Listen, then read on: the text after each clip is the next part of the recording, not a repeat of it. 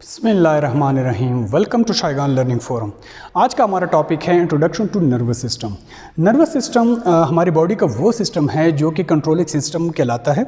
और controlling system इसलिए कहलाता है क्योंकि ये हमारी पूरी बॉडी के फंक्शंस को कंट्रोल करता है और रेगुलेट करता है। अगर हम नर्वस सिस्टम की डिवीज़न देखें तो नर्वस सिस्टम में बेसिकली दो डिवीजन्स पाए जाती हैं।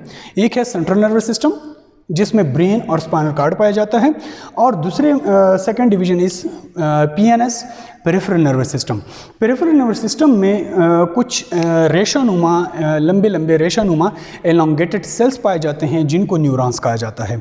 अब ये basically towards the nervous system and away nervous system के बेस के ऊपर जो पेरिफेरल नर्वस सिस्टम है उसको बेसिकली दो डिवीजन्स में डिवाइड किया गया है, क्योंकि मैसेज ने एक दफ़ा सेंट्रल नर्वस सिस्टम की तरफ आना होता है और फिर उसके रिस्पांस के फॉर्म में सेंट्रल नर्वस सिस्टम के रिस्पांस के फॉर्म में टारगेट सेल तक जाना होता है। तो इस बेस पे के ऊपर इसकी बेस पे जो पेरिफेरल नर्वस सिस्टम है वो दो किस्म के डिवीजन्स में पाया जाता है। एक है सेंसरी डिवीजन और दूसरा होता है मोटर डिवीजन।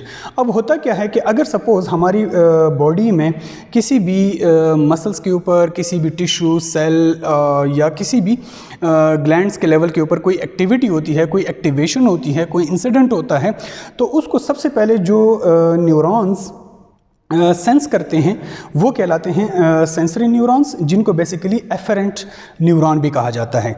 तो वो न्यूरॉन उसको जब सेंस करते हैं तो ये जो इंसिडेंट होता है या जो एक्टिवेशन होती है, जो स्टिमुलेशन होती है, उसको in the form of stimulus, तो वो स्टिमुलस में कन्वर्ट कर दिया जाता है। न्यूरॉन उसको स्टिमुलस में कन्वर्ट करके उसको स्पाइनल कॉर्ड की तरफ लेके आते हैं।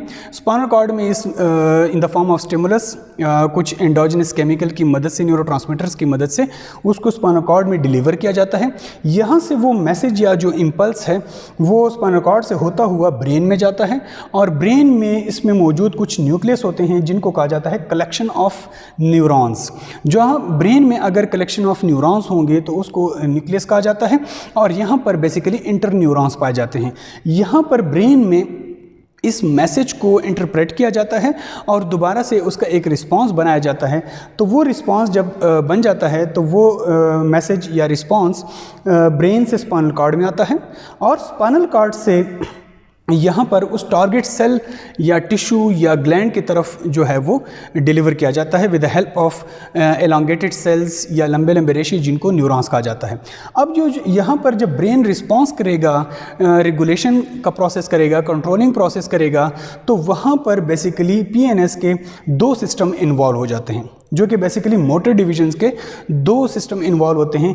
एक कहलाता है सोमैटिक नर्वस सिस्टम, दूसरा कहलाता है ऑटोनॉमिक नर्वस सिस्टम। अगर ब्रेन की जो कंट्रोलिंग प्रोसेस है वो हमारी विल के मुताबिक हो, अकॉर्डिंग टू अवर विल हो, तो वहाँ पर जो मोटर डिवीजन का जो सिस्टम इन्वॉल्व होगा, नर्वस सिस्टम इन्वॉल्व होगा, वो कहलाएगा सोमैटिक नर्वस सिस्टम। क्योंकि सोमैटिक नर्वस सिस्टम में जो न्यूरॉन्स पाए जाते हैं, एफरेंट न्यूरॉन्स, वो हमारी ब्रेन जो है वो अकॉर्डिंग टू हमारी विल, हमारी उस मसल्स या ग्लैंड या टिश्यू को ट्रीट करता है, उसको रेगुलेट करता है, उसको हमारी विल के मुताबिक उसको कंट्रोल कर रहा होता है। तो वहाँ पर जो नर्वस सिस्टम इन्वॉल्व होता है वो कहलाता है सोमैटिक नर्वस सिस्टम। अब लाइक सपोज अगर ब्रेन की जो कंट्रोलिंग या रेगुलेशन प्रोसेस में अगर हमारी विल शामिल ना हो और ब्रेन हमारे कुछ सॉफ्ट टिश्यूज़, सॉफ्ट मसल्स के जो प्रोसेसेस हैं, उन जो रेगुलेशंस हैं वो ऑटोमेटिकली ख़ुद कंट्रोल कर रहा होता है, उनको रेगुलेट कर रहा होता है, तो वहाँ पर जो ब्रेन जो सेंट्रल जो नर्वस सिस्टम का जो सिस्टम इन्वॉल्व होता है वो ऑटोनॉमिक नर्वस सिस्टम होता है। और autonomic nervous system basically involuntary जो एक्शंस होते हैं हमारे नर्वस सिस्टम, जो जिसमें हमारी विल शामिल नहीं होती, जो उसमें नर्वस सिस्टम खुद ब खुद हमारे बॉडीज़ के फंक्शंस उनको कंट्रोल कर रहा होता है, रेगुलेट कर रहा होता है, तो वहाँ पर नर्वस सिस्टम जो इन्वॉल्व होता है वो कहलाता है ऑटोनॉमिक नर्वस सिस्टम, जो कि बेसिकली इनवॉलंटरी होता है, जिसमें हमारी विल शामिल नहीं होती और ये खुद ब खुद ऑटोमेटिकली कंट्रोल हो रहे होते हैं। लाइक सपोज़ अगर हम एग्जांपल से इसको देखें तो लाइक सपोज़ अगर हम किसी स्पोर्ट्स की कंडीशन में होते हैं या फिर फ्लाइट की कंडीशन में होते हैं, तो उस वक़्त हमारी जो दिल की जो धड़कन होती है, हार्ट रेट जो होता है, हार्ट बीट जो होता है, वो ज़्यादा होती है, और उसको ज़्यादा करने में जिस नर्वस सिस्टम का जो किरदार होता है वो कहलाता है sympathetic nervous system. Like fear flight या स्पोर्ट्स की कंडीशन में, खेल कूद की कंडीशन में आपने देखो कि हमारी जो पूरी बॉडी के जो ऑर्गन ऑर्गन्स हैं उनकी एक्टिविटी जो है वो बढ़ जाती है। तो उस कस्टमाइज कंडीशन के मुताबिक बॉडी को एडजस्ट करने के लिए जो नर्वस सिस्टम इन्वॉल्व होता है वो कहलाता है ऑटोनॉमिक नर्वस सिस्टम में मौजूद सिंपैथेटिक नर्वस सिस्टम। अब सपोज़ अगर ब्रेन का जो कंट्रोलिंग प्रोसेस है या रेगुलेशन प्रोसेस है वो related to autonomic nervous system है, तो वहाँ से जो ब्रेन से जो रिस्पॉन्स आएगा उसको जो सबसे पहला न्यूरॉन जो है जो रिसीव करेगा वो कहलाएगा प्री गैंग्लियनिक नर्व। ठीक है, अगर सोमैटिक नर्वस सिस्टम में होगा तो एफरेंट न्यूरॉन जो होगा वो मोटर न्यूरॉन होगा। लेकिन अगर रेगुलेशन या कंट्रोलिंग प्रोसेस जो ब्रेन की तरफ से जो मैसेज आ रहा है वो अगर उस रिलेटेड होगा ऑटोनॉमिक नर्वस सिस्टम से, ऑटोमेटिक होगा, तो उस वक्त जो सबसे पहला न्यूरॉन जो इन्वॉल्व होगा उस मैसेज को रिसीव करने में और टारगेट सेल तक पहुंचाने में, जो सबसे पहला न्यूरॉन उसको रिसीव करेगा वो कहलाता है प्री गैंग्लियनिक नर्व। अब ये pre ganglionic nerve neuron to neuron उस टारगेट सेल तक पहुंचेगा।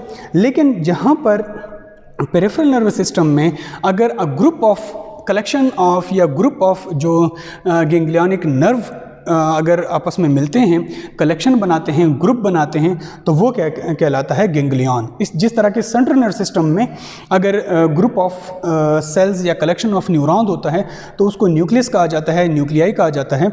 लेकिन पेरिफेरल नर्वस सिस्टम में अगर कलेक्शन ऑफ नर्व होता है तो उसको गैंग्लियन कहा जाता है। तो वो गैंग्लियन के थ्रू होता हुआ जब ये किसी भी टारगेट सेल, टिश्यू या मसल्स तक पहुंचेगा, लाइक सपोज अगर ये कंट्रोलिंग प्रोसेस या कंट्रोलिंग रिस्पांस या regulation response pre ganglionic nerve से होता हुआ पोस्ट गैंग्लियनिक न्यूरॉन तक पहुंचता है और वो जो है लाइक हार्ट के पास वो मैसेज आता है, तो हार्ट बीट इंप्रूव हो जाएगी। यहाँ पर सिंपैथेटिक नर्वस सिस्टम इन्वॉल्व होगा क्योंकि we are in a condition of sports condition, और अगर हम किसी फेयर फ्लाइट कंडीशन में हैं, एक्साइटेशन फेज में हैं, तो यहाँ पर सिंपैथेटिक नर्वस सिस्टम इसकी हार्ट रेट को बढ़ा देगा। लेकिन थोड़ी देर के बाद जब ये एक्टिविटी ओवर हो जाएगी, सो अगेन ये सिंपैथेटिक नर्वस सिस्टम जो है ऑटोमेटिकली स्विच ऑफ हो जाएगा और इसकी जगह ऑटोमेटिकली सेंट्रल नर्वस सिस्टम से मैसेज आएगा, रिस्पांस आएगा पैरासिम्पैथेटिक नर्वस सिस्टम को, वो स्विच ऑन हो जाएगा और वो क्या करेगा, वो पैरासिम्पैथेटिक नर्वस सिस्टम हमारे रेस्ट एंड डाइजेस्ट में किरदार अदा करता है। सो इस बड़े हुए increase heart rate, heartbeat को नॉर्मलाइज कर देगा और हमारी पूरी बॉडी के फंक्शन जो हैं वो दोबारा नॉर्मल की तरफ आना शुरू हो जाएंगे पैरासिम्पैथेटिक नर्वस सिस्टम की एक्टिविटी की वजह से। सो इस तरह जो है नर्वस सिस्टम पूरी बॉडी को कंट्रोल कर रहा होता है, रेगुलेट कर रहा होता है। This is all about the nervous system introduction. Thank you so much.